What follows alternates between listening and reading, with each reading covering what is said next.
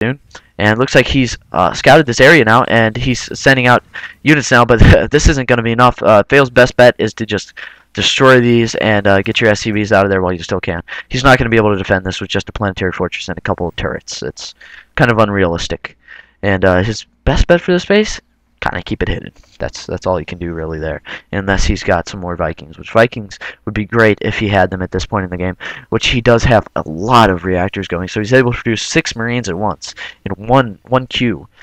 That's crazy. That's great production. That's equivalent to 6 barracks in StarCraft 1, so he's going to be able to get them out at a very good rate.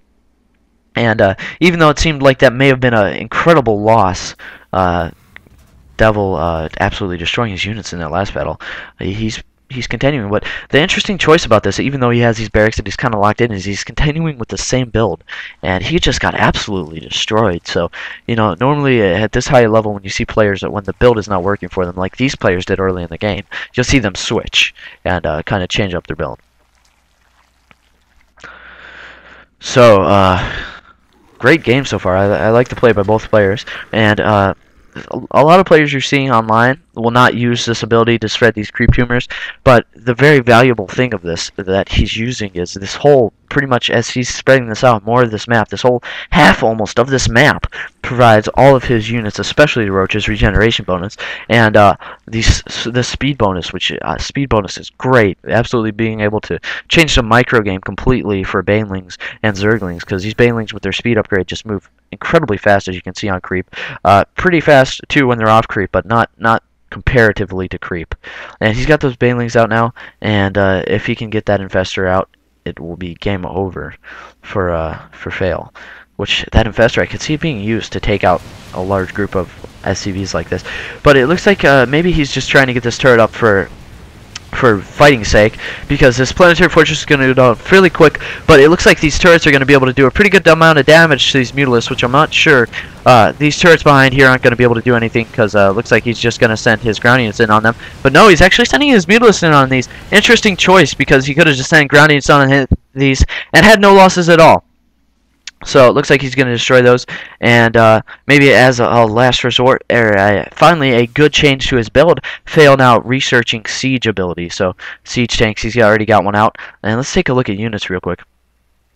So it looks like our player DeViL has a fairly strong advantage, and DeViL could push the attack and could take this game right now fairly easily. He could take this, he could win, but he's kind of reluctant to push in. It looks like our player FaiLo does have a fairly large force, but if he had that Infestor and he got that fungal growth out and he did what he did before, just slamming Banelings into them, that's just, it's game over at that point. Because he would have no units, and then we've got this massive force at his front door. So I'm surprised DeViL even allowed him to regenerate his force. He did have that, you know, a compromised force after that first battle, but you know, it was enough. So kind of critiquing the play. FaiLo playing pretty good so far, and DeViL also playing very good. Just a few small errors in both of their play. So FaiLo now with these siege tanks, which he's only got one at the moment, a second one almost done, but those could play a very big role, along with maybe some of these Vikings, which Vikings are great, or what I would be doing right now, I'm not a pro player, but kind of like to critique them. What I'd be doing is I'd be going for Banshees, which Banshees, when they're invisible, are very strong, which this Overlord doesn't have detection. You have to upgrade it to an Overseer, which you would be able to change that fairly quickly, but once you have those Banshees and you have them invisible, you would be able to take out a large portion of this force here. So now sending out a Comsat, and he looks like he's going to move out with his siege tank. Looks like he's going to use these 2 siege tanks to back up his force. So, very useful if he could stay put and get DeViL to attack him, which DeViL now just spreading his creep everywhere with these creep tumors moving through the middle of the map. So something that could help FaiLo right now is maybe destroying these creep tumors and then trying to move that way. And looks like he's going to head through these vision blocking obstacles, trying to get a little bit of an advantage, but it's not going to do that great of an advantage for him. And he's going to take out this one creep expansion little unit here, creep tumors, and he's going to move closer and closer, which the thing is, when he gets on this creep, he's in dangerous territory, because if you're on that creep, that means those Banelings can move incredibly fast.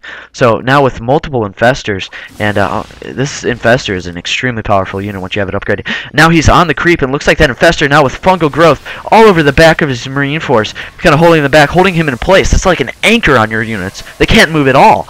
And now moving in, and he's going to try and take apart this force.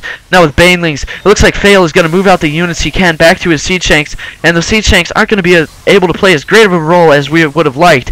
And this unit just being absolutely surrounded and destroyed, and his medevacs are also affected by that. Now being able to regain movement, and that fungal growth still on them though. At least they're able to regain the movement side to side, and he's moving in these roaches now, going to be able to take these siege tanks out, which absolutely destroyed again. A lot of players, myself included, underestimated that Infestor, but it looks like once you use that Infestor correctly, it's absolutely destructive. It's very surprising.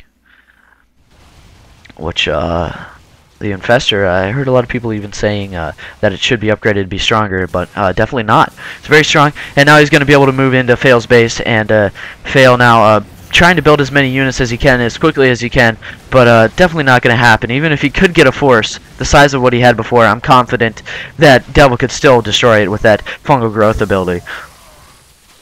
So, wow, this just changed my whole perspective on Zerg's strategy. I'll have to use this if I ever get into the late game, because, and there's the GG from FaiLo. So, very good game. Good luck in the tour from FaiLo. So, it appears these players are both very good. I'd love to see more of their replays, especially from DeViL. Kind of the first person I've seen really totally use that Infestor and, you know, get it up to the point where he can actually use it as an incredible force, a game-winning force. Which this Infestor is just absolutely crazy.